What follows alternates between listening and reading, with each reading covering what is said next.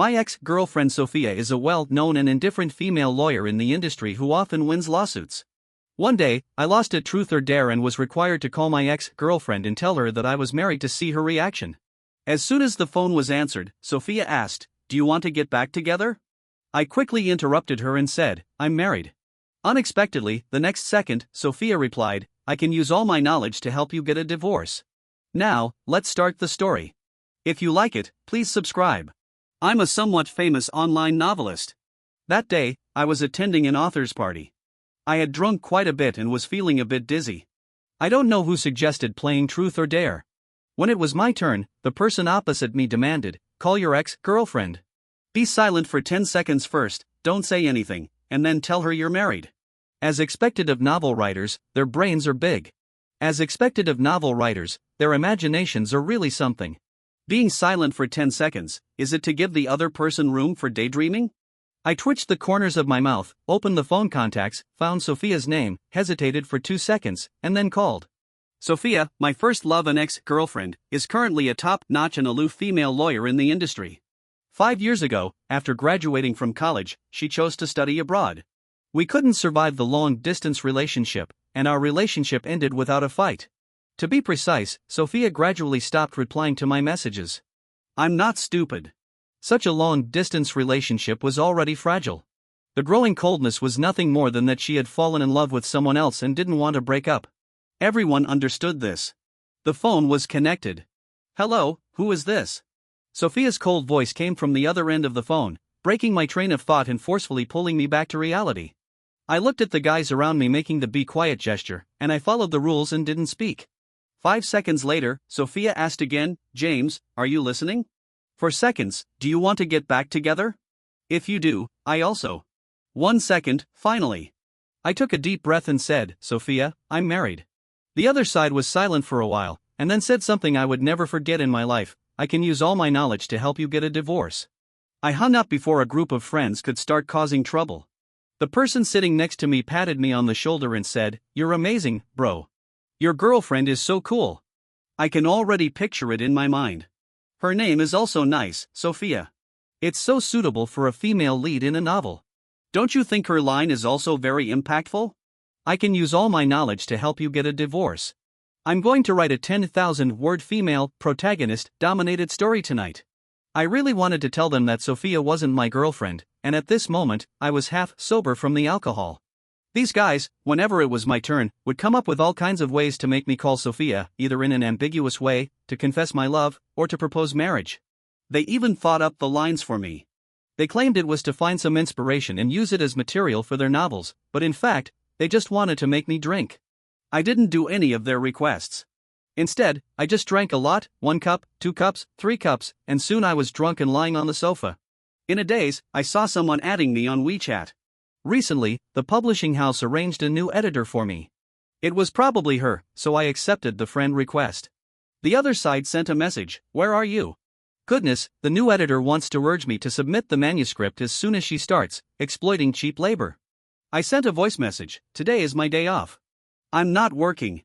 I've drunk a bit too much." I didn't know if the other side heard clearly. The other side replied, "Did you drink?" I thought to myself that this little editor was quite smart. I replied, "I drank a little. I'll write the manuscript tomorrow. Let me off today.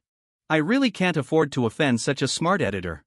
Unexpectedly, the other side said, "Send me your location. I'll come to find you." I looked at the message on my phone and showed off to the other authors, "See? The company values me so much." As soon as the editor heard that I drank, she directly offered to come and pick me up. The girl on my other side asked softly, "Does this editor like you?" This girl's pen name is Olivia. She's the one who can make up the most stories here. I mumbled, "How is that possible? This is a new colleague. I haven't even met her." I was already starting to slur my words a bit.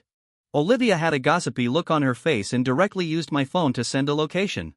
Olivia said, "Then it's just right to let her come and have a fight with your girlfriend. I'm stuck in my novel and can't write anymore. Let's make good use of the resources." I replied, "Fine.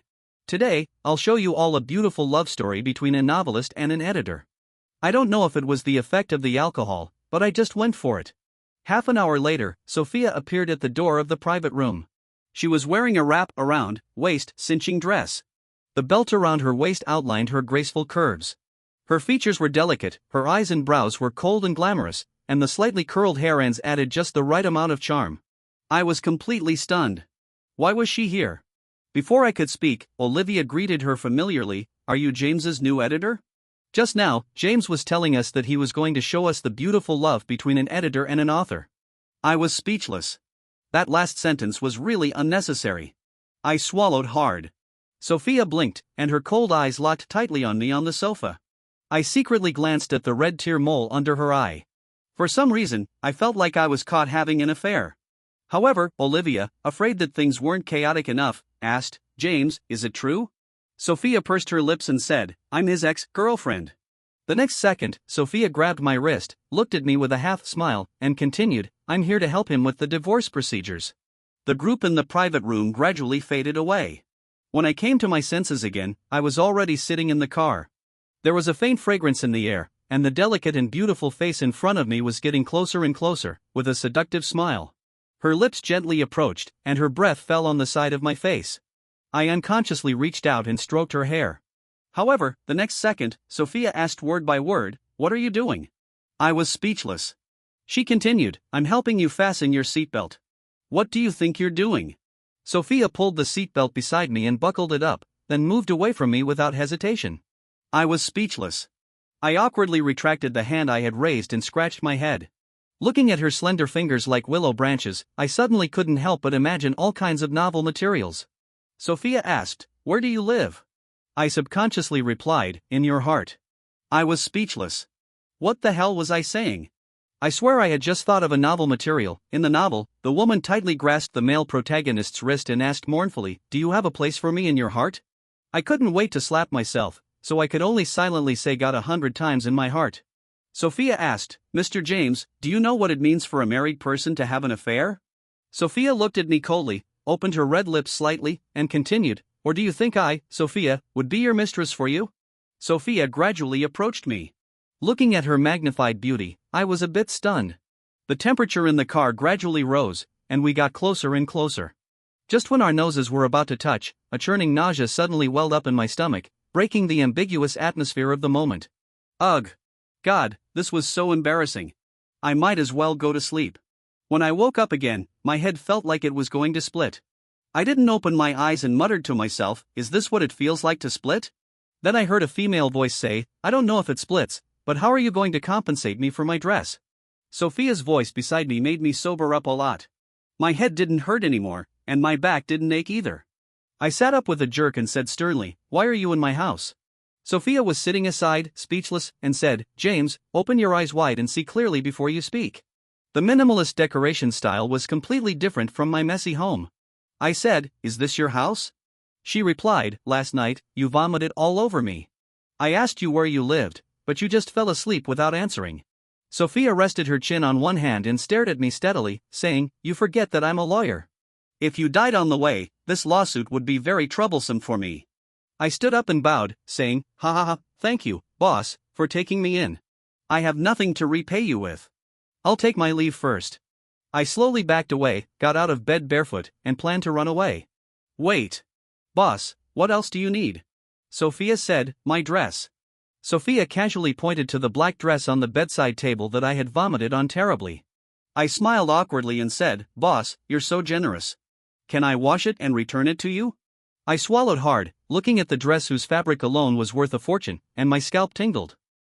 Sophia nodded, and then I nervously moved to the bedside table on her side, picked up the dress with disgust. Ugh! The smell made me want to vomit. While I was thinking wildly, Sophia handed me slippers and said, "The floor is cold." Then she sighed and looked at me with sympathetic eyes, adding, "If you have injuries on your body, don't drink so much. Take care of yourself. Even if you're a boy, if you're domestic abused, you can call the police. You might as well get a divorce." Damn it, what kind of nonsense is this? What is she talking about? I want to see my lawyer. Me, a grown man, being domestic abused. What kind of thinking is this? This is humiliation, slander. I looked down at my body. There were several bruises on my chest and arms. I was speechless. These were clearly from my recent Sanda training. The coach hit me. Just as I was about to refute, I saw Sophia pursing her lips and looking at me with moist eyes, saying, "I won't spread this today. After you wash the clothes, I won't contact you again." I was furious. When we were dating, she was like this, always making wild guesses. Now that we've broken up, she's still the same. It's really ridiculous. I said I had diarrhea, and Sophia insisted that I go for a gastroscopy. I said I was going to sleep, and Sophia insisted that I must have gone out to fool around. I said I was married, and she imagined that I was unhappy in my marriage. So I stood up and said, "I'm leaving." I put on my coat and left Sophia's house. She said indifferently, "I'll see you off." I was about to refuse when she said, "The clothes are expensive. I'm afraid you'll run away." Damn it, fine. So I could only report my address, and the atmosphere was very awkward all the way. We didn't say a word the whole time. "I'm here. I'll go first." Holding Sophia's dress, I didn't want to stay with her for a minute longer. I met Sophia in college. That day, I went to the library and saw her sitting by the window reading a book, with her legs crossed, looking cold and noble. My heart skipped a beat. I felt that the female protagonist in my novel suddenly had a face. At this moment, any beautiful words to describe her would be appropriate. I summoned up my courage, asked for her contact information, and pestered her every day, finally winning over this high mountain flower. Later, ring, ring, ring. The phone ringing interrupted my memories. I answered the phone, and the angry voice of the chief editor came from inside. "Your campus-themed long story novel has been stuck for a month. Readers said that if you don't update the story, they'll send us razor blades." I replied, "Hee, chief editor, I just don't have any inspiration. After the male and female protagonists graduated, I don't know how to write the story anymore." I said in a low voice, afraid of making her angry, "How about I submit the short story for the serial journal first? I have ideas for that." The chief editor said, "James, I'll give you 1 week, the last time. Hurry up and update the story. Otherwise, you don't want to see my dead body appear in your house, giving you some horror material, do you?" The chief editor's gloomy voice came from the other end of the phone. I felt a chill on my back, and then she hung up the phone. It's so hard. I ruffled my hair randomly. Why is my life so miserable? I took Sophia's clothes to the dry cleaners, gave the dry cleaners boss 1,000 instructions to be careful with the cleaning, and then went home. Sadly, I sat in front of the computer. The novel got stuck at the part where the female protagonist, Mia, went abroad to study and was maintaining friendly phone communication with the male protagonist, William. I just couldn't write anymore. Yes, this representative work of mine is about the story of me and Sophia. I liked writing novels when I was in college. At that time, I always recorded the past between me and Sophia. For example, in the winter when we first got together, I bought her a roasted sweet potato to warm her hands, but she smiled and put her hand into my pocket, her fingers gently touching mine. That was our first hand holding. Our hands, along with that roasted sweet potato, were warm in the pocket. Another example was when I put a scarf and a cute big orange hat on her. Her eyes were shining, and she tilted her head and asked, "What would I do without you?" The sunlight just shone on Sophia's face. At that moment, time was peaceful. And another time, on the eve of her going abroad, I hugged her tightly with red eyes and said, "I'll wait for you to come back." After Sophia went abroad, I started writing and made a way out in the online novel world. Later, I ran out of ideas and never touched male-oriented sweet love novels again. The reason was that I broke up with Sophia, and she took away all my inspiration and talent. 3 months ago, it was rumored on the internet that James, who was good at writing sad stories, had run out of inspiration and could no longer write sweet love stories. I didn't accept it. I tossed and turned for several days, so angry that I couldn't sleep. But when I sat in front of the computer, my mind was blank. I really couldn't write anymore. The chief editor roared at me like this at that time, "If you can't write, go find a girlfriend. Stop talking nonsense. Don't ruin the reputation of our publishing house." I had no choice. I opened my phone and, somehow, flipped through the memo from my campus days. I decided to give it a try. I beautified the bits and pieces between me and Sophia in the memo with words and published them. Since then, the rumor that James had run out of inspiration and couldn't write sweet love stories was self-defeated. But after 2 months of updating, I stopped updating because the story between me and her only went up to here. In order to keep my job, I had to start making up stories again. But how could I just make up an ending for a real life story? My head was buzzing. Maybe I should just give them a bad ending. I started typing, writing the story of me and Sophia in the identities of Mia and William. News about Mia disappeared without a trace. William couldn't stand it anymore. Even when they had a video call, they still looked at each other in silence. The long-distance relationship was really too tiring. He proposed to break up. When I wrote to this part, my heart also tightened. I clicked publish and closed the computer. The sunlight outside was so good. I posted on Twitter, a novel is like the author's child. Only by pouring in effort and injecting soul can more people like it. After replying to a few fans' comments, I browsed Google to find inspiration. Google didn't deceive me. I got new materials. After provoking Sophia, I was really in a bad mood. I sent a WeChat message to the chief editor and started to conceive a new story. I didn't sleep or rest for several days. Every day, except for going up and down the stairs to get takeout, I didn't go out. I wrote continuously for a week, and the new story was completed. I sent the file to the chief editor, and the chief editor replied coldly with an okay. Just as I was about to turn off my phone, Sophia's message popped up, "Where's my dress?" I was speechless. I had been so busy these 2 days that I had forgotten about it. I quickly replied, "I'll send it over now." I hurriedly put on my clothes and went downstairs to get the dress. However, as soon as I got the dress, Sophia sent a message saying, "I'm at the door." God, she came so quickly. I rushed to the gate of the community. Sophia's eye-catching red Porsche was parked at the door. I handed the clothes to her through the car window and said, "Here's your dress. It's been washed." Sophia shook her head and said, "Get in first. I want to talk to you about something." Sitting in the car, Sophia stared at me intently. I felt a bit of a tingle on my scalp. After a long while, she finally opened her mouth and asked, "Did you have an unpleasant experience with her?" "Who?" I didn't react for a moment. She said seriously, "Your wife." Damn it, is this thing never going to end? Does she really think I am a coward who was beaten by his wife? I was speechless. I almost spat out and asked, "What makes you say that?" She said, "I often passed by your building this week and saw you always getting takeout and throwing out the trash alone. It's obvious that you're not happy in your marriage." I widened my eyes and angrily rebuked, "Sophia, are you spying on me? How long did she have to lurk around to see me always alone? What a creepy, Yandere-like character." The more I thought about it, the more terrified I became. But Sophia said with an innocent look, "I just happened to pass by." I directly exposed her. How coincidental would that be to just see me taking out the trash and getting takeout? Sophia snorted and said, "That's not important. What's important is that you answer my question quickly." I gave up and said, "Can't she just not come home often?" Sophia asked in shock, "So you married a woman who lives with someone else and then beats you up when she comes back?" Sophia stared at me, and the beauty mark at the corner of her eye was very obvious. I was so angry that I almost laughed. I pursed my lips and said, "Do you have anything else? If not, I'm leaving." As soon as I got out of the car, Sophia also opened the car door. She pushed me, who was completely confused, back to the passenger seat, then she trotted back to the driver's seat and started the car. I was speechless and asked, "Sophia, where are you taking me?" Sophia drove very fast, looking very worried.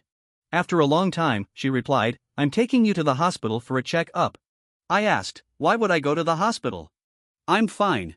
Sophia replied, "You've been domestically abused, but you don't want to get divorced.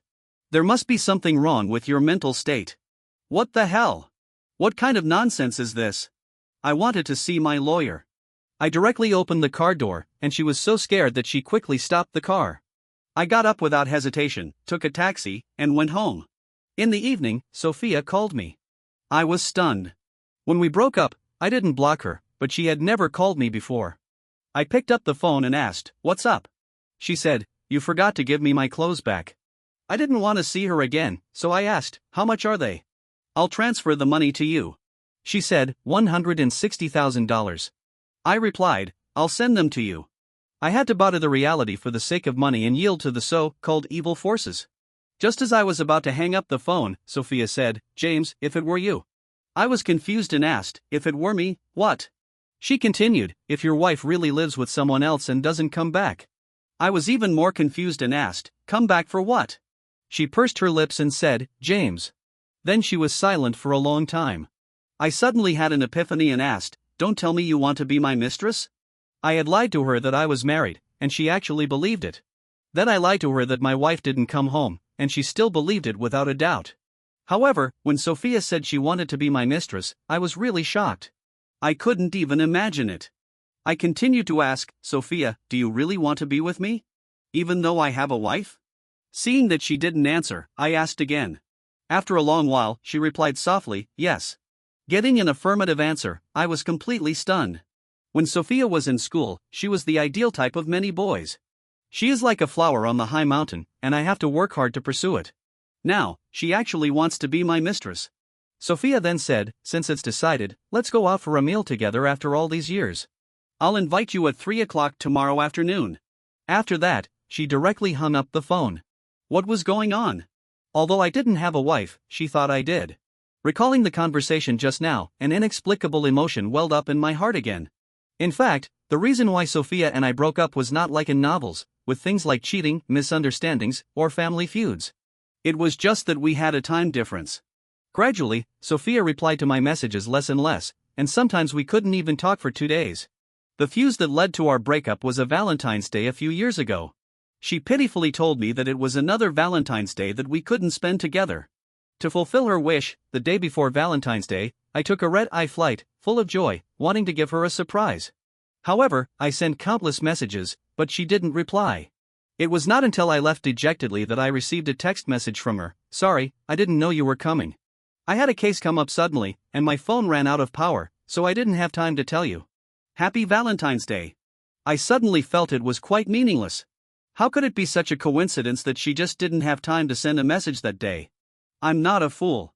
What else could be the reason for turning off the phone on Valentine's Day? So, I resolutely sent Sophia a message saying let's break up, and then deleted all her contact information. I was in a low mood for a long time. It was the editor-in-chief who came to my house in person and forced me to cheer up. Just like that, we separated completely. Now, this once unattainable beauty was actually willing to put aside her pride and be my mistress. I really never expected this. Just like when we first met, I was still attracted to her. The next day, I deliberately styled my hair neatly, shaved my beard clean, and adjusted my glasses that exuded a literary air.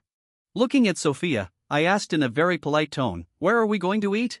Sophia looked at my baggy shorts and replied, "Sakura-oriented sushi restaurant." That was the sushi restaurant that Sophia and I went to every Valentine's Day. But after we broke up, I never went there again. I asked, "Sophia, are you willing?" She didn't answer me. She just looked at my baggy shorts again and said, "Your wife doesn't take good care of you. Let's go to the mall to pick out a piece of clothing later." I refuted, "Hey, don't be so concerned about appearances. I've always been careless about such things." Sophia replied, "I'll pay." I immediately said, "Okay." When we arrived at the sushi restaurant, we looked at each other without speaking. Sophia gently and considerately put the beef in the sukiyaki pot for me. Soon, my bowl was full. I ate it all without hesitation, thinking that I must make her pay a lot. After paying the bill, Sophia took me to the mall upstairs. I felt a little embarrassed. Is it inappropriate for a girl to pay for the meal and then buy me clothes? Who is the mistress here? But then I suddenly remembered that on Valentine's Day, I was like a fool waiting at the airport for a whole day, gnawing on a cold, fishy-smelling burger that cost 10 euros. Thinking about this, I felt it was okay again. So, on the way to the mall, I asked her to buy me 5 more burgers. With the burgers in my right hand, my left hand subconsciously reached out to hold Sophia's hand, just like in the past. The moment our hands intertwined, both of us stiffened. I was about to let go, but she held on tightly. I turned around and met her gentle eyes. What was this ambiguous atmosphere? Just as I was about to speak, she said, "James, you took my hand first." We just held hands like this, neither of us speaking. When we reached the door of a store, Sophia tugged at my hand, and I stopped. She said, "This one." I looked up and saw that it was the store she used to pester me to visit every Valentine's Day. I sighed. She still remembered. She carefully measured the clothes on me. I have to say that Sophia has much better taste than I do, a rough guy. I only tried on 3 pieces, and they really made me look much cooler than my baggy shorts. Sophia asked, "James, which one do you like more? I want to buy it for you." I looked at the price tag and was a little shocked. Then I turned to the salesgirl and said, "Hey, wrap them all up. Charge it to the card." I added, "Charge it to her card." Sophia looked speechless but still handed the card to the salesgirl. After asking the salesperson to cut the label of one of the clothes, I put it on directly, nodded, and said, "Okay, I'll take you home." Sophia said speechlessly, "We're already here. Don't we watch a movie? Isn't the general dating process to watch a movie and then have a dinner?" I replied, "Hey, let's not be so rigid." Sophia said, "I'll treat you to the movie." I immediately said, okay. Sophia looked speechless again. We watched a love movie. When the hero and the heroine kissed, I subconsciously glanced at Sophia. She blushed shyly and met my gaze. I said, hey, watch the movie properly. What are you looking at me for? After watching the movie, Sophia's face was still tinged with a blush. I looked at her unnatural expression and asked, what's wrong? She said, it's nothing. I'm just a little hot. Maybe I'm wearing too much. Maybe we should stop here today. I was speechless. Didn't we agree to have dinner? Women are really fickle. Well, after eating 5 burgers, I didn't have much of an appetite for dinner either. When we came out of the cinema, it was already dark. Sophia said that it was not safe for a girl to go home alone, so she asked me to take her to her doorstep. I said, you're home. I'll go now. Just as I was about to turn around and leave, Sophia leaned against the door with one hand and grabbed my collar with the other, pulling me very close. So close that I could see the tiny tremors of her eyelashes, and the fragrant breath from her charming lips blew across my face. After a long time, she said, pick me up tomorrow night. We'll continue. Have an early rest. Then she closed the door. I was speechless. How did she become a domineering female president? Is this the trend abroad? She suddenly became so skilled. She was like a different person. The next second, Sophia sent a message saying, I'm going to take a bath now. Send me a message when you get home. Looking at the message on the phone, I was a little distracted. This was like a girlfriend asking her boyfriend to report his itinerary. I replied, okay. The next day, Sophia sent me a good morning message, and I replied. She called me and said, you got up so early? I said, yeah, I have to submit my manuscript today. I'm so unlucky. The editor-in-chief found a bunch of typos in my sad ending story. I admit I was a little careless, but before, there was an editor friend who helped me deal with it. Now I'm all alone. She asked, will it affect me treating you to dinner tonight? I could hear a trace of worry in Sophia's tone, so I immediately replied, of course not. A few typos are nothing. I'll finish it soon. After all, revising the manuscript can't delay my chance to have a free meal. Sophia said, okay. You can think about what we'll eat tonight. Can you come pick me up at 7 o'clock tonight? Okay. After that, we hung up the phone. If only Sophia had been so understanding 5 years ago. I turned on the computer and started typing. While I was writing, a friend's call came in. James, how's it going? Do you have any weird material about 2 women fighting over a man? I angrily rebuked, how dare you ask? If you hadn't sent her my location, would there have been such a mess? I wish I could plant her in a radish field. Olivia replied, ha, it's for the literary work. Don't be angry, James. Who knew it was your ex-girlfriend who came? I said, I won't talk to you for now. The editor-in-chief sent my manuscript back. There are too many typos. Today is another working day. After hanging up the phone, I started to seriously revise the manuscript. It was probably around 4 o'clock in the afternoon when I finally finished revising the manuscript. After sending it to the editor-in-chief, I complained, Editor-in-chief, when can you give me a new editor? He replied, now. The editor-in-chief really lived up to his reputation as a word-sparing and employee-squeezing devil. His efficiency was really high. I immediately received a new friend request.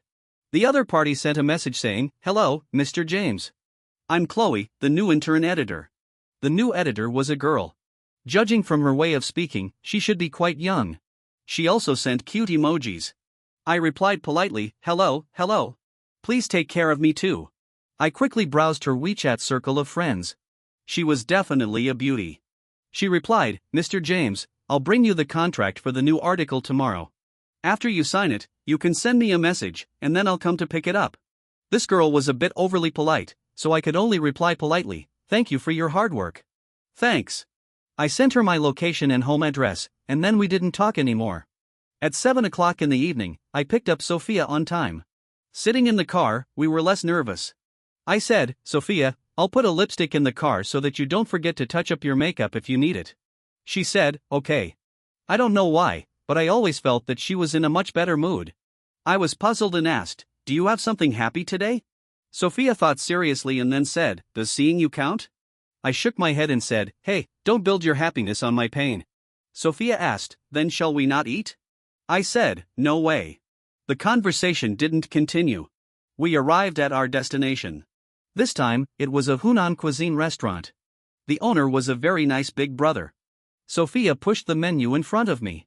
I was a bit polite and ordered a whole table of dishes.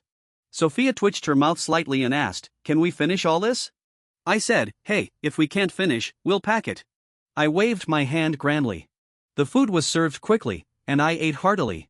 Looking at the empty plates on the table, Sophia widened her eyes and asked, "James, you can eat even more than before after not seeing you for a few years." I gritted my teeth and said, "My life is so miserable. My wife has run away. If I don't eat and drink, what's the point of living?" I looked at her with a mischievous glint in my eye. Sophia's face visibly turned sad. Looking at her, I suddenly wanted to tease her and asked, "Sophia, if I get divorced, will you marry me?" She looked into my eyes, said nothing, and got up to pay the bill. On the way home, we didn't say a word. I was a bit unhappy and didn't want to talk either. So, did she just like the thrill of being a mistress and that's why she got back together with me? When we arrived at the gate of her community, she seemed to want to say something but stopped. I didn't give her a chance to speak and just drove away. When I got home, to be honest, I was in a bad mood. Did Sophia just want to play around? Or did she just like seducing married men? Thinking about it, I chose to sleep it off. The next day, Sophia didn't contact me, but Chloe came to bring me the contract. She looked exactly the same as in the photo, even more beautiful.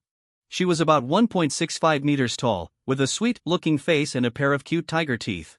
"Mr. James, Mr. James." Chloe waved her hand in front of me, pulling me back to reality. I said, "Oh, sorry, I was distracted just now." "What did you say?" I scratched my head in embarrassment. She said, "I want to ask, if you like a very, very happy person and you feel that you are not worthy of her, if you want to be with her, what would you do?" A blush appeared on Chloe's face. I thought carefully about my love story with Sophia and then told her, probably just keep pestering her and be sincere.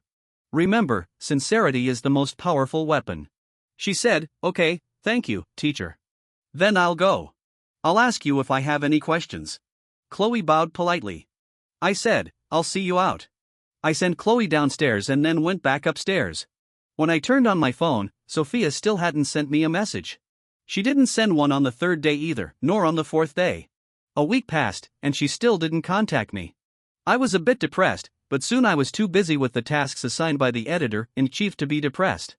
I don't know why, but this month the editor-in-chief arranged a lot of work for me. I not only had to submit 3 short campus series stories but also had to sign books for readers as a way to give back. It took me a month to finish all the work at hand. Suddenly, I remembered that I hadn't given the signed contract to Chloe. Looking at the time, it was still early, just 4 o'clock in the afternoon. I called Chloe and said, "Chloe, could you come and pick up my contract?" She replied, "Right now?" Chloe's tone was very sad when she spoke. I quickly said, "If it's not convenient for you, you can come tomorrow." I could tell that something was wrong with her. But she said, "Teacher, I'll come right now." Chloe was nearby and told me she could be there in 10 minutes. Looking at the garbage I had accumulated over the past half month, I told Chloe to wait downstairs. I could take the garbage down and give her the contract at the same time. When I saw Chloe, she was carrying a heart-shaped cake and pouting as she walked over. I handed her the contract and looked at the heart-shaped cake in surprise, asking, "What's this?" Chloe replied dejectedly, "I made this cake myself, but my confession failed." "Teacher, do you think there's still a chance for me and the boy I like?" I didn't know how to comfort her. After all, my own love life wasn't that great. So I sighed and said, "Sincerity is the best way to win someone's heart." Chloe actually started crying. "Alas, I'm so miserable, woo-woo." I was at a loss as I watched the little girl crying convulsively in front of me. She said, "Teacher, can you give me a hug?" Chloe looked so vulnerable that I couldn't refuse. I gave her a big hug. She hugged me and cried for a long time, then wiped her tears, showed her 2 small canine teeth, and said, "Thank you, Teacher James. I feel much better. Teacher, if you don't mind, I'd like to give you this cake." Just like that, I received the cake in a daze and then went upstairs in a daze. Back upstairs, I put the heart-shaped cake on the table, took a photo of it casually, and posted a tweet, "Sincerity is always the greatest trump card." Fans commented below, "Has James found a new girlfriend?" Thinking of Sophia's face and the fact that she hadn't contacted me for several days, I replied, "I'm considering it." At 2 o'clock in the morning, I couldn't sleep, so I was watching horror videos to find inspiration. The sudden knock on the door startled me. "Is there a ghost?" I tiptoed to the peephole at the door and took a look. It was Sophia. What was she doing here at 2 o'clock in the morning? I opened the door, and Sophia hugged me tightly. She reeked of alcohol. I didn't stand steady and fell to the ground with her. Sophia. I called her name tentatively. She leaned her head on my shoulder and whispered in my ear, "You can only have me as your mistress." I could tell that she was in a bad mood. I said, "You're drunk." I tried to push her away, but the next second she was about to fall backwards, so I had to pull her back. She sobbed and said, "I'm not drunk. I saw it. That girl gave you a heart-shaped cake, and you even hugged her." Sophia saw the cake Chloe gave me, which was quietly placed on her right side. She said resentfully, "Isn't one mistress enough? James, I'm insanely jealous." I was speechless and explained, "Chloe is my editor. She was rejected, and she gave me the cake since she didn't need it anymore." Sophia regained some sense and leaned against the wall, looking at me helplessly. I asked, "So is this the reason you didn't come to see me?" I looked at her and found it a bit funny. She stammered, "These days I've been researching divorce agreements and clauses on how to get the most post-marital property." I asked, "What do you need those for?" I tilted my head, puzzled by her actions. Sophia asked, "Don't you want to marry me? Didn't you say that if you divorced, you'd marry me?" I asked in surprise, "Sophia, if I divorce, I'll be a divorced man. Can you accept a divorced man?" Sophia replied, "Yes, if it's you." Looking at her serious expression, I felt a little flustered. Sophia looked up and stared straight into my eyes, saying solemnly, "Be with me. I won't give you a chance to divorce like she did." I asked, "Are you planning to become the wife from being a mistress?" She said, "Yes." Sophia's eyes dimmed a bit. It seemed she knew how disgraceful this was. I pretended to be a bit hesitant and looked at her, asking, "Then if I divorce, when will you marry me?" She replied, "Anytime." Then she solemnly took out her household register and handed it to me, saying, "As long as you're willing." I pretended to be flustered, took Sophia's household register, and said, "Well, I'll think about it. For now, I don't want a divorce." Sophia's eyes dimmed again. I suddenly thought she had a kind of broken beauty. It wouldn't be impossible to replace the female lead in a sadomasochistic novel with her face. I continued to ask, "Then do you still want to maintain a mistress relationship with me?" Thinking of how she made me make a vain trip abroad in that delicious hamburger, I decided to deceive her for a while longer. Sophia asked, "Then can I see you often?" I asked why not. "What's the problem?" She said, "What if your wife comes back?" Sophia didn't finish. I said, "Oh, her. Don't worry. She won't be back anytime soon. Even if we do something, she won't be able to come back." After saying that, I looked down and saw Sophia looking at me suspiciously. I tried to make up for it, saying, "Sophia, I didn't mean that." She didn't speak, but suddenly showed a look of realization and stood on tiptoe. Well, strange. How did her kissing skills get so good? I frowned and asked, "How did your kissing skills improve so much? How many people did you date abroad?" She replied seriously, "Only you." In the morning, when the first ray of sunlight shone in, I somehow had the thought of chasing after a cow to bite it. Oops, sorry, wrong scene. I watched the sunlight sprinkle on Sophia's beautiful face and felt inexplicably happy. I had a house, an electric bike, and a beautiful woman by my side. Sophia's eyelids twitched, she half opened her eyes, covered the sunlight with her hand, and said in a hoarse voice, "You're awake?" I replied, "Just woke up." Caught peeking on the spot, I awkwardly rubbed my hair. She smiled faintly and said, "Then I'll go make you breakfast." I watched Sophia's busy back in the kitchen, and a hint of sweetness welled up in my heart.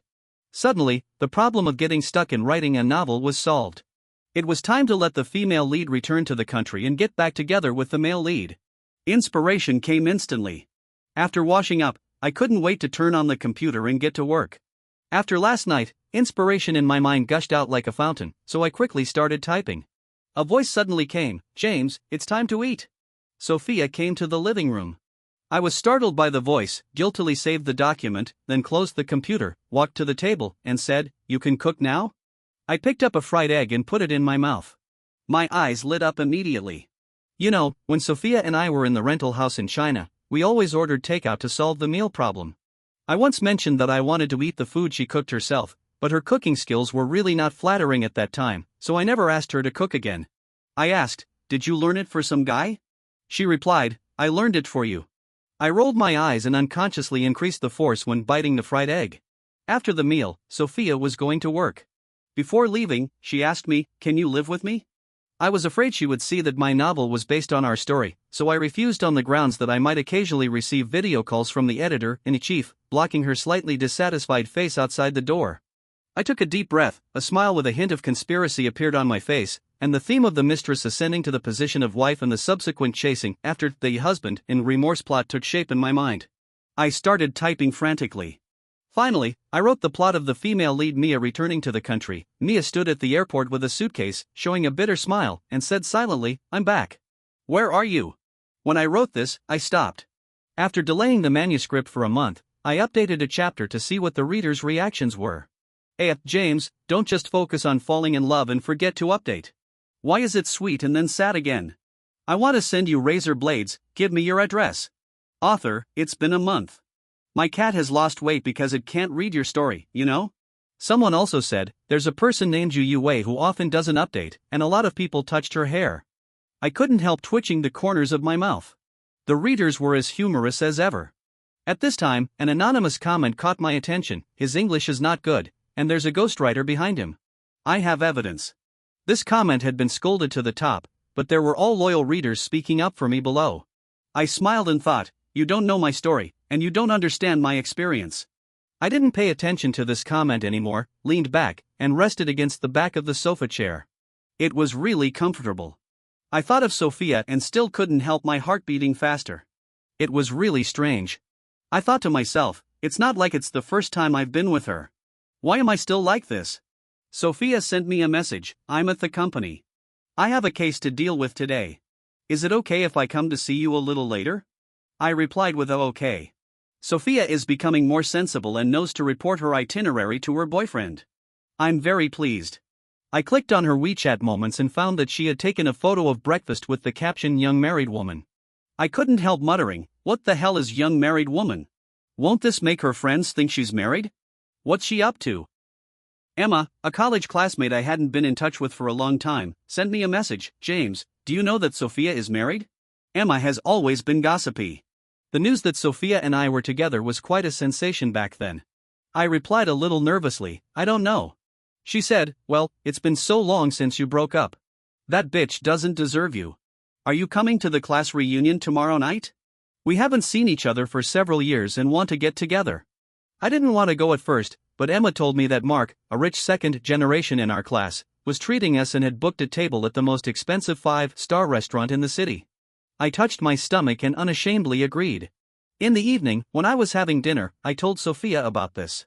She asked me for the location and said, I can hide and wait for you downstairs. I thought about it and thought it was feasible. Anyway, she would be downstairs. If I left the table early for a while, no one would notice. So I agreed.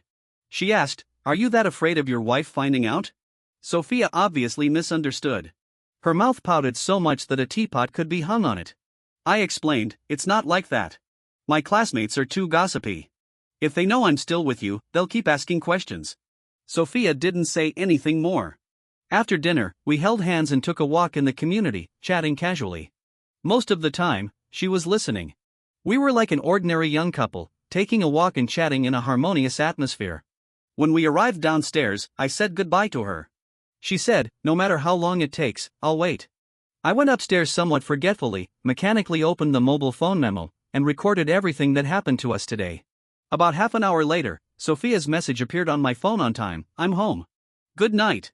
I replied, good night. 5 years had passed between us. It seemed that everything had changed, yet also seemed that nothing had changed. I could clearly feel that she cared about me. Although we didn't communicate much usually, I could truly feel this sentiment. Perhaps it was because we had both matured. After writing another manuscript, I washed up and went back to bed. Just thinking about the little details of my time with Sophia every day filled me with joy. I planned to tell her that I wasn't married in a while and give her a scare. The next day, I was typing in the morning and also in the noon. I handed in another chapter of the sweet, love-long story to Chloe. She said she could finish proofreading it before 8 o'clock tonight. I integrated the story of Sophia and me into Mia and William, and it received a very good response. The popularity of the novel was getting higher and higher, surpassing all the articles I had written before. The editor-in-chief sent me a serious message, James, you've been doing a good job recently. Keep it up. I smiled slightly. It seemed he was in a good mood, otherwise he wouldn't have typed so many words. In the evening, I drove to the class reunion. As soon as I entered the private room, I heard a familiar voice, "Brother, you're here." Looking up, I saw Ava standing and waving at me, saying, "Come and sit here quickly." I forgot to mention that this rich little lady is my childhood friend. We went to school together since we were kids and were classmates until college. When she was in primary school, because her name was like a boy's, she was laughed at as a tomboy by her classmates. It was me who slapped the talkative boys in the class with a brick and shut them up. Since then, no one dared to say a bad word about Ava, and she became my little tale. After high school, we were in different classes. Ava, because of her outstanding appearance, had more and more boys around her, and our contact gradually decreased. I looked at the sumptuous dishes on the table, swallowed my saliva, and said, "You're still rich. So generous." Ava blushed and lowered her head, while Emma said proudly, "James is now a popular online writer." I said, "You're overpraising me. Let's eat first." I sat next to Ava. She propped her chin with one hand and talked to me about a lot of things from our childhood, occasionally showing a nostalgic smile. After a few rounds of drinking, the atmosphere on the table became lively. Ava whispered in my ear, "Brother, I heard that there's no chance for you and Sophia anymore?" I asked, "Who did you hear that from? Why does everyone know about me and Sophia?" The next second, Emma said, "Let's play truth or dare. Spin the bottle. Abigail, you spin first." Emma's words interrupted what Ava was going to say. Unfortunately, the first one to be spun was Emma. A classmate asked, "Did you have a crush on anyone in college? If so, say who it is." The first question was so explosive that the atmosphere was instantly pushed to a climax. Emma blushed and said reluctantly, "Yes, Shinzei from the Department of Hydraulic Engineering." The classmates make trouble. "Oh, no wonder you often took Professor Zhang's courses in the Department of Hydraulic Engineering." After playing a few more rounds, it was Ava's turn. A boy in the class who loved to stir things up asked her, "Do you have a crush on anyone?" "Yes. Ava is a rich second generation in our class, a princess of a wealthy family, a young lady." Some classmates who loved to stir things up had already taken out their phones to record the video. I was watching Ava with great interest, but unexpectedly, she turned her eyes to me, bit her lip, and said, "Brother, I've liked you since I was a kid." I was stunned. While, led by Emma, the classmates let out a scream. Ava continued, "I once secretly added Sophia as a friend. When I saw her post a picture with the caption 'A married woman' on her moments yesterday and asked Emma about you two, I found out that you two hadn't made up since you separated. I thought maybe my chance had come." I asked, "Then why didn't you say it before?" I swear, I didn't notice at all that Ava liked me. From childhood to adulthood, we were like buddies. She had also dated boyfriends, and they all broke up quickly. She said, "When I was a kid, I changed so many boyfriends to make you angry, but you didn't react at all, brother. I thought I had no chance. When I grew up and wanted to confess, you were with Sophia again, and I felt very inferior." Ava lowered her head. Yes, in front of someone as dazzling as Sophia, I had also felt inferior. Ava looked at me nervously and asked, "Brother, Sophia is married. Will you give me a chance?" The classmates all started to make trouble. "Say yes, say yes." I was just about to refuse when Sophia knocked on the door and walked in. I was speechless.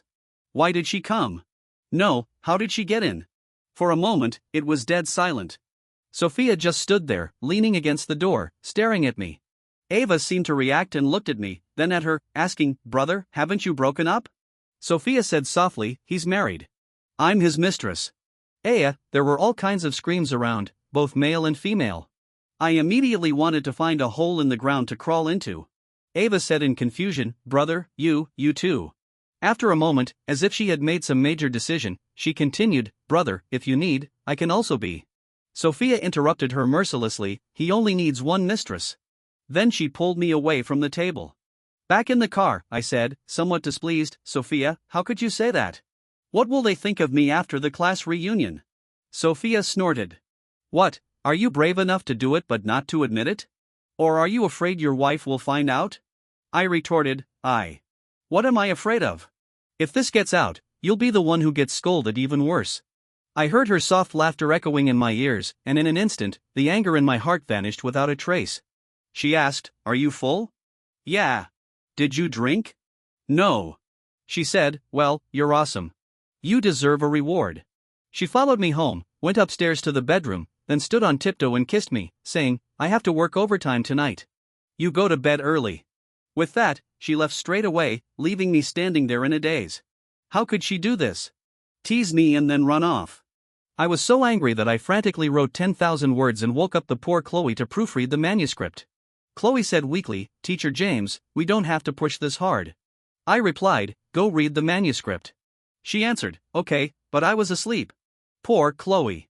When I woke up, I saw the proofreading message she sent me at 3 a.m. and suddenly felt a bit guilty. I sent a message saying, "Thanks for your hard work." Chloe didn't reply. She was probably still asleep.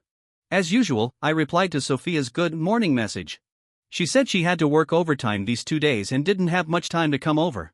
She said, "Brother, I can't come over to cook for you. You must be so sad, right? How about I transfer you some money so you can order something delicious?"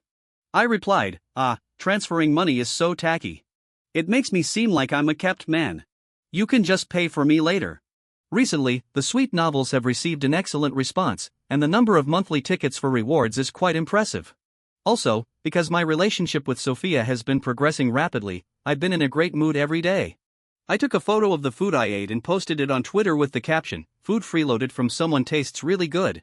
Sharp-eyed readers started asking if I was dating a rich woman. I was in an even better mood and replied, "Yes, and she's a beauty."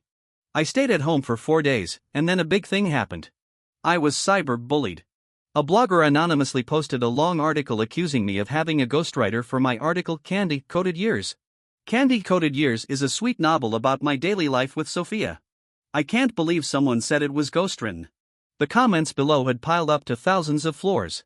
This kind of popularity is quite high in the novel circle and was still growing. The long article mainly pointed out that in recent years, when I started writing sweet novels again, my writing style was similar to that of an unknown writer. Moreover, the writing skills in the story line of my latest article were much higher in level than my previous works. The anonymous netizen also detailed the differences in writing between my previous and current works, comparing me with that unknown little writer in a very reasonable and well-founded way. Some ignorant onlookers were already calling me a cancer in the novel circle, saying things like plagiarism is shameful. Get out of the novel circle and I used to like him. How disgusting. I looked at the comments section full of curses, and my hands and feet turned cold. How could anyone believe such a clumsy accusation? I immediately contacted the novelist Joseph, who was accused of being my ghostwriter. To my surprise, he replied, "Aren't you the one who plagiarized me? I was about to publish the manuscript outline 3 months ago, and you published it first. You're a famous person, and you're suppressing me. I can't do anything about it. I've been in a slump for a long time. Please clarify this quickly, or I'll send you a lawyer's letter." What the hell? I forcefully hit the stress-relieving doll next to the computer desk. At this time, the editor-in-chief called me and said, "James, don't respond publicly until there's conclusive evidence. I believe in you." This time, someone must be deliberately trying to create momentum by writing on your popularity. We'll find out the truth as soon as possible and clear your name. Don't think too much. Teacher James, I'll always believe in you. Chloe's voice came from the other end of the phone, and I felt warm inside. The editor-in-chief gave me a couple more instructions and then hung up. I continued to browse the long article accusing me. I couldn't see the name or location, but the article was well organized and clear-cut. It seemed that someone really wanted to get me. I, James, have seen all kinds of storms. My novels have received both praise and criticism. I've been scolded before. How could I be brought down by such a small setback? I closed the computer and started browsing Google to find some inspiration. Unexpectedly, the Google novel circle was full of this discussion thread. Several big V bloggers unanimously analyzed the authenticity of the long article and concluded that I was plagiarizing. The comments in the comments section were all over the place. "If James didn't plagiarize, I'll eat shit upside down. I've always thought he was fishy. He couldn't write for so many years, and then suddenly he comes out with a blockbuster. So he was plagiarizing, it's not strange. He always delays updates. Maybe he didn't negotiate the payment with the ghostwriter well." Even though I tried not to care, hearing these words still made me feel bad. This novel poured out all my feelings for Sophia. Mia and William are not only the epitome of Sophia and me but also represent my entire youth. Now, instead of being stolen by a girl, I'm accused of plagiarism, as if my whole youth has been stolen. I forced a self-deprecating smile, trying to find some comfort in this difficult situation. In the afternoon, I received encouragement from authors all over the place. They all believed I didn't plagiarize, and several of them started to speak up for me, but with little effect. There were even some irrational people who went to their comment sections to scold them, saying they were in cahoots with me. Olivia was the most combative. She not only helped me clarify but also replied sharply to those who were scolding me in the comment section. Not just anyone can compare with our James. James, don't worry. If necessary, I'll write a horror novel to materialize the ghosts and find these people through the internet. Olivia said this in a voice message. I replied, no. This is a society ruled by law. Why are you more excited than me? She said, I've been in a bad mood these days because I'm stuck with writing. I've long wanted to find an outlet to vent my anger. These people just ran into me. Watch how I scold them gracefully and eloquently. When I wanted to see how the always literary Olivia would reply with elegant words, I was shocked by the extremely high mother content, coarse language, in her words, which was about 90%. These were the words typed by Olivia, who was known for her literary talent. Was she possessed? 5 days later, Sophia finished her work and asked me if it was convenient to have dinner together today. I wasn't in the mood. The situation was getting worse. Some people even started to criticize Olivia. What's more, some people said I didn't dare to reply and found a friend to take the blame, which seemed to confirm the ghostwriting and plagiarism. My mood was getting lower and lower, and I ate much less. Sophia said, then I'll go to your place to cook for you today. I haven't seen you for a few days, and I miss you so much. I wasn't interested and hung up the phone after chatting briefly. Half an hour later, Sophia arrived at my place. Looking at the mess all over the floor, she was a bit surprised. What happened? She noticed my unusual mood and came over to hug my arm. I was about to say nothing was wrong when suddenly, negative emotions gushed out like a flood breaking through a dam. Sadness and anger reached their peak in an instant. I felt dizzy and slumped down on the sofa, just shaking my head without saying anything more. Sophia looked at me with concern, looking into my eyes and saying, what exactly happened?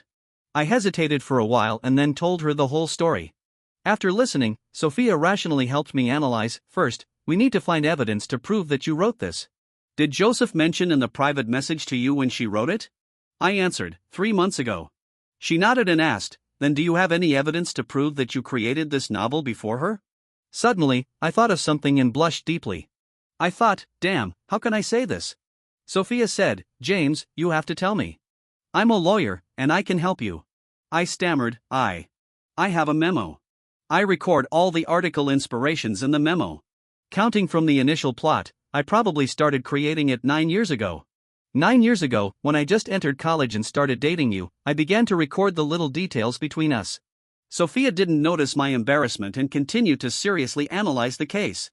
You can send me a copy of the memo. Also, tell me the website information where the novel was published and that author's novel. If there are manuscripts earlier than hers, it'll be easy to turn things around. First, we use the useful information to issue a clarification statement, and then send lawyers' letters to Joseph and several big V bloggers who are manipulating public opinion. I showed an expression of utter despair and said, it seems like there's no other way. I sent the memo to Sophia. The file was dozens of gigabytes. From her shocked eyes, I could see her deep suspicion. She asked, what did you write to take up so much space? I replied, just some inspirations. I scratched my head awkwardly. However, after she opened the memo, she was even more shocked. She read it silently for 4 hours without saying a word. I accompanied her and watched as various expressions appeared on her face: sadness, joy, loss, and excitement. Finally, she said in a trembling voice, James, I'm sorry. She closed her phone and said, I didn't know you ate such a bad-tasting hamburger that day. I replied, it's okay. I'll treat you to one someday, and we'll be even. I patted her back indifferently. Sophia said speechlessly, these evidences are actually quite sufficient. I'll sort them out tonight, and we can discuss the compensation issue tomorrow. She turned on my computer and started copying the memo with a USB drive. I watched her busying herself for me and felt somewhat touched. I said, I'll stay with you. She shook her head and said, no need. You go to bed first. You being here will also affect my concentration. However, when I went back to my room, I still couldn't sleep all night, scrolling through the endless insults directed at me on my phone. There were from the novel circle, my fans, and also some ignorant onlookers outside the circle. For the first time, I realized that the internet keyboard could also kill. Those executioners tapped the keyboard casually, pointing fingers at innocent people. Their words turned into invisible blades stabbing at people, and you were powerless against so many people, feeling deeply helpless. I saw that Joseph updated a sentence on Twitter, the innocent will be cleared. The buried truth will eventually surface in the light. I saw more people forwarding the original long article, scolding me to pieces under the banner of justice. As I watched, I felt inexplicably restless. Before I knew it, it was already 3 a.m. I couldn't sleep, so I groped my way to the living room in the dark. By the moonlight, I saw Sophia's slender figure curled up on the sofa, covered with a coat. I went back to the bedroom to get a quilt. When I walked up to Sophia and was about to cover her with the quilt, she suddenly opened her eyes, sat up, the coat she was wearing fell off, and the strap on her shoulder slipped. Our eyes met. Well, you know what happened. Let's skip a dozen words. The next day, I opened my eyes tiredly, feeling like my waist was about to fall apart, and my whole body was weak. I walked to the living room. There was breakfast on the table and a note left by Sophia. I've gone to the company first. I'll contact you when it's done. Looking at the note, I felt warm inside. I casually glanced at the sofa and smiled with satisfaction. These 2 days, whenever Sophia was free, she came to accompany me, cooked for me, helped me clean the room, and took care of me attentively. She said she was accompanying me, but actually, she was watching over me, afraid that I might do something stupid. I was speechless. Sophia's habit of overthinking would never change. My parents back in my hometown also knew about this. They asked me if I needed help. Looking at Sophia in the kitchen, who was like a cool cook, I said cheerfully, "No, everything will be fine." In the end, they still didn't feel very comfortable with me, but because they were too lazy to come, they sent my second cousin to visit me overnight. My cousin is a simple-looking person in her 30s, and she looks even stronger than me. When she came to my house, she was carrying a fresh old hen in one hand, a box of native eggs in the other, and a big bag of snacks. She said to me with a smile, "Little brother, I can't stay long. I have work at the unit. I'll just bring you these things and cook a meal before I leave. You adjust your mood. If I stay too long, your brother-in-law will be worried." While she was cooking, there was a knock on the door. I was in the bedroom at that time. I heard my cousin shouting outside, "Coming, coming." I immediately felt something was wrong and shouted, "Don't." When I ran to the living room barefoot, my cousin and Sophia were already looking at each other in surprise. My cousin looked at me in confusion and asked, "Who is this?" Sophia replied nervously, "I'm Mr. James's lawyer." "He's my client." "Really?" Sophia stared at the apron my cousin was wearing, which she had worn before, and said in a trembling voice, "I'm here to help him deal with the recent reputation infringement incident." My cousin said, "You lawyers work so hard. You still have to come over so late." My cousin gave her a suspicious look, then went back to the kitchen and said, "Miss Lawyer, wait a moment. The meal will be ready soon. Stay and have some. James, take the lawyer lady to the bedroom to talk. The range hood is too noisy." Sophia looked confused. I nodded and then pulled Sophia into the bedroom. Looking at Sophia's nervous eyes, I got the idea of teasing her.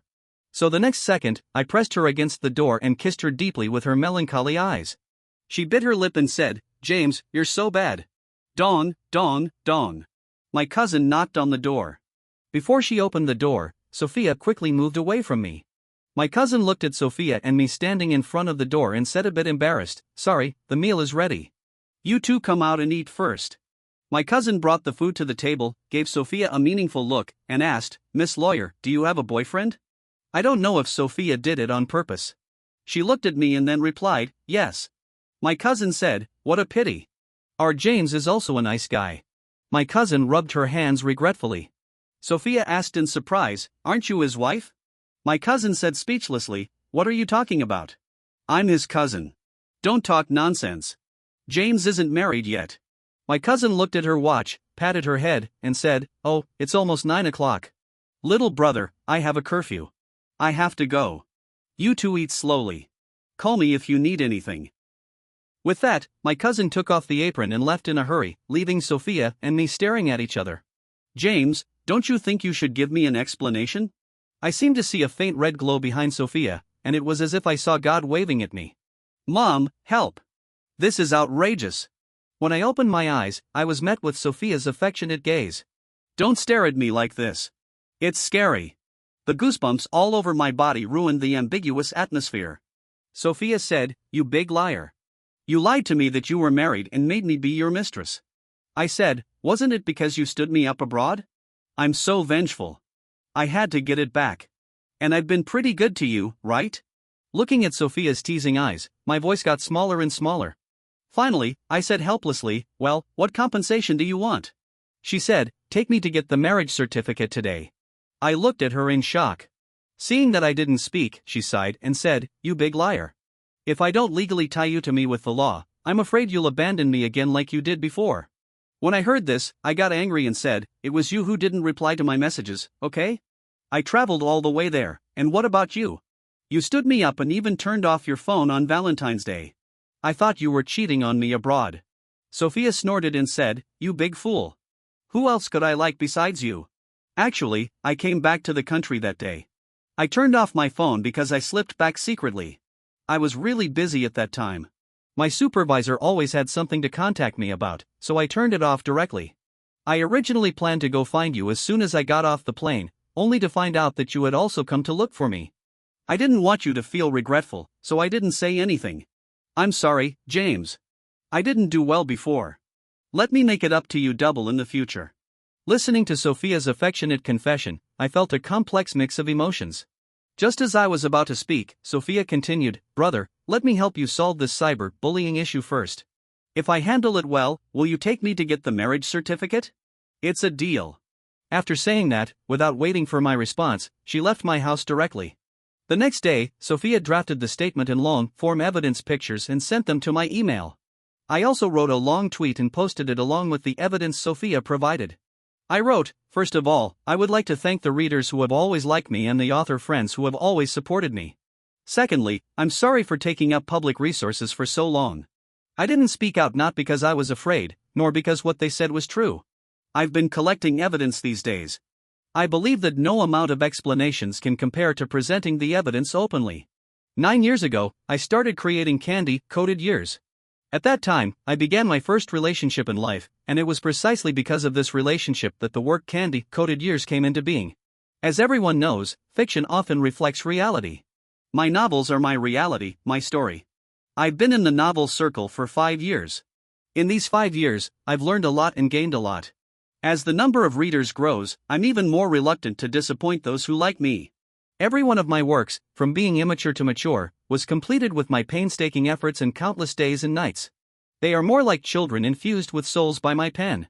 I won't hire a ghostwriter, and I definitely won't maliciously plagiarize anyone. In addition, the author Joseph and other people who incite public opinion to attack me will receive my lawyer's letters one after another during this period.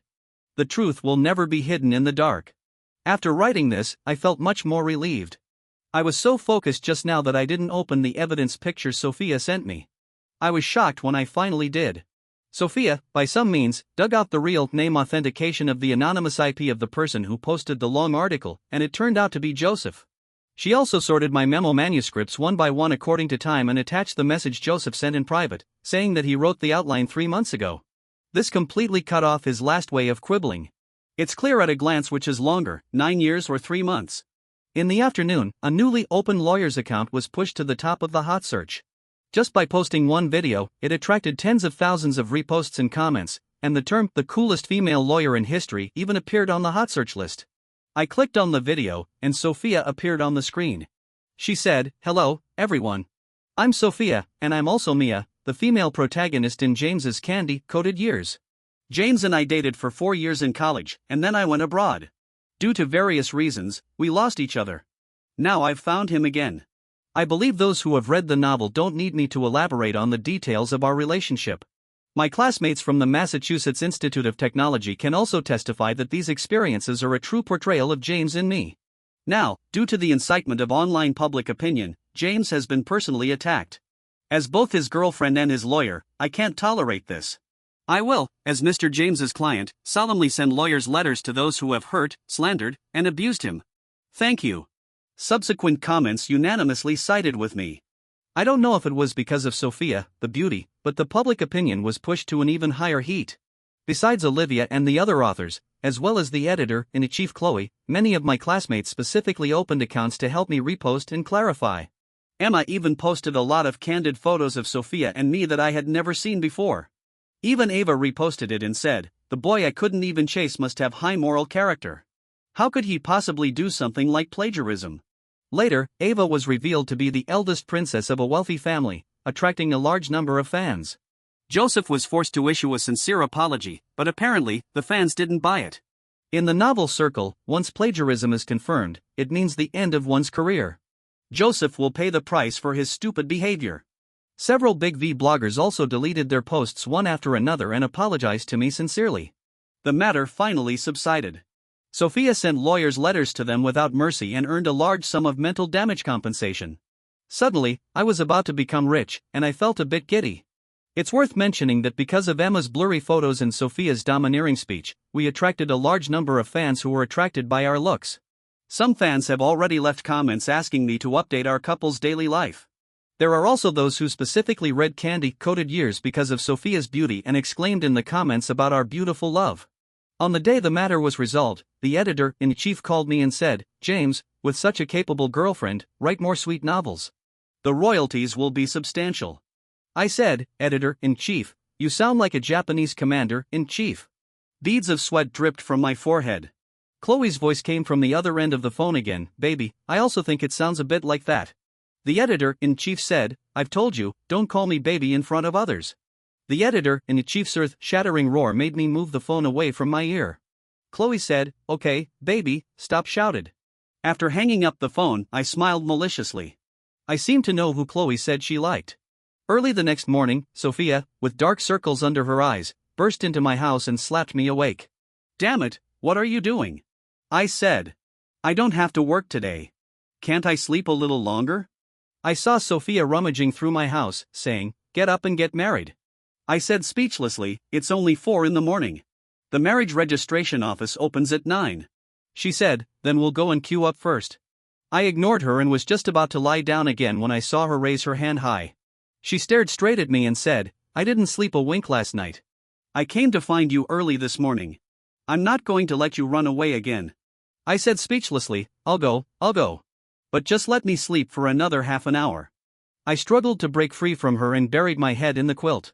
Sophia shouted, "I can't wait even a minute." The sequel to the story from Sophia's perspective is about to begin. If you like it, remember to share it with your friends. Since the moment James burst into my life, I found that the world around me suddenly became colorful. He was warm-hearted and cheerful, occupying my heart like a prairie fire. After graduating from college, for the sake of my dream, I chose to study abroad. After going abroad, we had a time difference, so our chatting time decreased, and we had a lot fewer common topics. I saw him dozing off on the video call while I was sharing my daily studies, and I laughed at him, calling him a big fool. I became more and more anxious, afraid that he didn't love me anymore, afraid that he couldn't endure the long-distance relationship. I said I really hoped we could spend Valentine's Day together once, so I secretly bought a ticket to go back for the festival and turned off my phone so that no one would disturb us. However, he also came to my country, and we missed each other. When I got my phone back, I saw 99 messages on it. I felt mixed emotions. I didn't want him to regret buying the ticket. It was enough for me to regret alone. So I replied to him, "Sorry, I had a last-minute case yesterday, and my phone ran out of battery, so I didn't have time to tell you. Happy Valentine's Day." But he told me we should break up. When I tried to send another message, there was a red exclamation mark next to the message box. I knew I wasn't a qualified girlfriend. I couldn't be with him all the time, so I didn't dare to contact him. I accelerated my studies, just wanting to go back and see him as soon as possible. In the past few years abroad, I was almost constantly busy. Finally, I returned to the country, but I still didn't dare to contact him. I admit I'm a coward. I was afraid that even if I tried to keep him, he wouldn't turn back. He called me. I asked him if he wanted to get back together, and he told me he was married. He never lied to me, so I believed him. I thought I could use all my knowledge to help him divorce and get the most divorce property. If he was willing, I could even marry him. I thought I was crazy. I added him as a friend out of nowhere. After a long time, I received his voice message again. He was drunk and mistook me for his editor. Was his married life not going well, so he went out to drink and called me? My thoughts were a bit malicious, but I couldn't help thinking like this. Years of calm and restraint collapsed the moment he called. I felt so useless. I asked him for his location, put on a coat, and rushed over. I took him out of the private room, and he vomited all over me. I took him back to my home, and he wouldn't let go of me, shouting words I couldn't make out. It was as if we were back in our college days. The next day, when I saw the injuries on his body, I got angry. How had his marriage become like this? He was actually abused by his wife, but he didn't dare to face this problem and never said a bad word about his wife. I couldn't control my impulse to meet him. I knew it was immoral, but I just wanted to see him. He asked me what I was doing and if I wanted to be his mistress. I should have refused. I shouldn't have destroyed someone else's family for my immoral feelings, but I didn't. I answered yes. I was such a despicable person. I wanted to stay by his side, but not as a friend. I would go crazy if I did. I became his mistress. I went out to eat and shop with him, doing all the things we should have done on Valentine's Day 5 years ago. That night, he asked me if I would marry him if he got divorced. My body trembled slightly. I couldn't control my desire to be with him, and I didn't say anything. He seemed a bit angry and left directly without even saying goodbye. I didn't dare to speak either. I'm a coward. I was afraid that even if I tried to keep him, he wouldn't turn back. He called me. I asked him if he wanted to get back together, and he told me he was married. He never lied to me, so I believed him. I thought I could use all my knowledge to help him divorce and get the most divorce property. If he was willing, I could even marry him. I thought I was probably crazy. I added him as a friend out of nowhere. After a long time, I received his voice message again. He was drunk and mistook me for his editor. Was his married life not going well, so he went out to drink and called me? My thoughts were a bit malicious, but I couldn't help thinking like this. Years of calm and restraint collapsed the moment he called. I felt so useless. I asked him for his location, put on a coat, and rushed over. I took him out of the private room, and he vomited all over me. I took him back to my home, and he wouldn't let go of me, shouting words I couldn't make out. It was as if we were back in our college days. The next day, when I saw the injuries on his body, I was angry.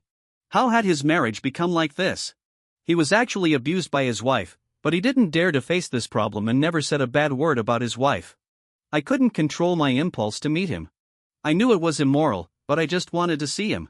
He asked me what I was doing and if I wanted to be his mistress. I should have refused. I shouldn't have destroyed someone else's family for my immoral feelings, but I didn't. I answered yes. I was such a despicable person. I wanted to stay by his side, but not just as a friend. Otherwise, I would go crazy. So, I became his mistress. I went out to eat and shop with him, doing all the things we should have done on Valentine's Day 5 years ago.